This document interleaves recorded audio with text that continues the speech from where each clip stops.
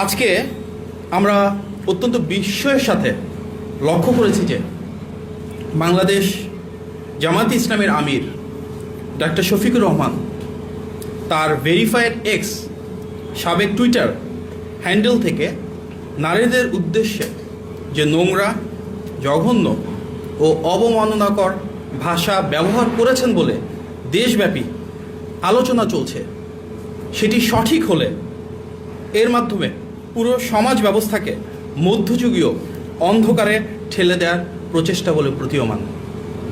তিনি তার এক্স অ্যাকাউন্টের পোস্টে গতকাল তথা 31শে জানুয়ারি বিকেল 4:37 যা লিখেছেন তার একটি অংশ অনুবাদ করলে দাঁড়ায়, আমরা বিশ্বাস করি যে যখন মহিলাদের আধুনিকতার নামে ঘর থেকে বের করা হয় তখন তারা শোষণ, নৈতিক অবক্ষয় এবং নিরাপত্তাহীনতার মুখোমুখি হয়।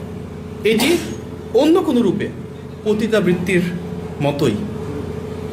উল্লেখ্য যে তিনি এর আগেও আল জাজিরার সঙ্গে সাক্ষাৎকারে নারীদের ক্ষমতায়ন প্রসঙ্গে নেতিবাচক মন্তব্য করেছিলেন। এটি যদি সত্যিই একটি রাজনৈতিক দলের বিশ্বাস হয়ে থাকে তবে এটি আমাদের জন্য অত্যন্ত দুঃখজনক।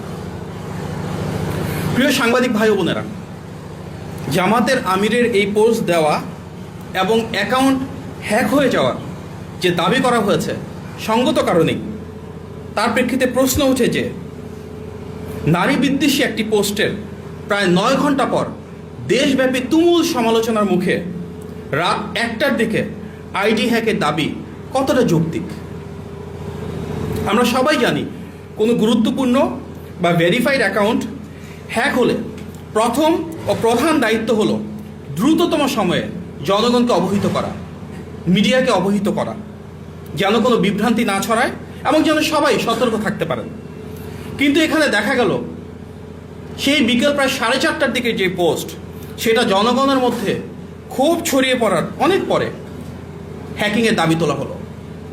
এতে স্বাভাবিকভাবে প্রশ্ন উঠেছে এই দাবিটা আদৌ কতটা বিশ্বাসযোগ্য। এমনকি উক্ত সময়ের মধ্যে জামাত আমিরের ফেসবুক অ্যাকাউন্ট থেকে কিন্তু আমরা দেখেছি অনেকগুলো পোস্ট হয়েছে নির্বাচনী প্রচারণার, কিন্তু সেই এক্স অ্যাকাউন্ট যে হ্যাক হয়েছে এ নিয়ে একটি পোস্টও আমরা দেখিনি। পরবর্তীতে আমরা লক্ষ্য করেছি যে তারা গভীর রাতে 3:30 অনেকটাই ভোর রাত, যখন হাতিরঝিল থানায় একটি সাধারণ ডায়েরি বা জিডি করতে গিয়েছেন, সেখানে স্পষ্টভাবে তারা উল্লেখ করেছেন বিকেল 4:55 অ্যাকাউন্ট হ্যাক হওয়ার বিষয়টি তারা জানতে পেরেছেন। যদি তাই হয়ে থাকে তাহলে এই দীর্ঘ সময় তারা কেন জাতির সামনে সেটি উন্মোচন করেননি এবং প্রায় 12 ঘন্টা পরে কেন জিডি করতে হলো, যখন সারা দেশে মানুষ সংক্ষুব্ধ হয়েছেন? এই বিলম্বের আদৌ কি কোনো যৌক্তিক ব্যাখ্যা রয়েছে? তাছাড়া হ্যাক হওয়ার ঘোষণা দেওয়ার কিছুক্ষণের মধ্যেই সে অ্যাকাউন্ট ফিরে পাওয়ার দাবিটাই বা কতটা বিশ্বাসযোগ্য? এই প্রশ্নগুলো জনমনে ঘুরছে। মানুষ এই প্রশ্নগুলোর উত্তর যৌক্তিকভাবে জানতে চান। আমরা স্পষ্টভাবে বলতে চাই, আমরা সর্বদা নারীদের ব্যক্তিগত স্বাধীনতা, সম্মান ও সম অধিকারের পক্ষে। এই ধরনের ভাষা ও মানসিকতা কোনো সভ্য সমাজে কোনোভাবেই গ্রহণযোগ্য হতে পারে না।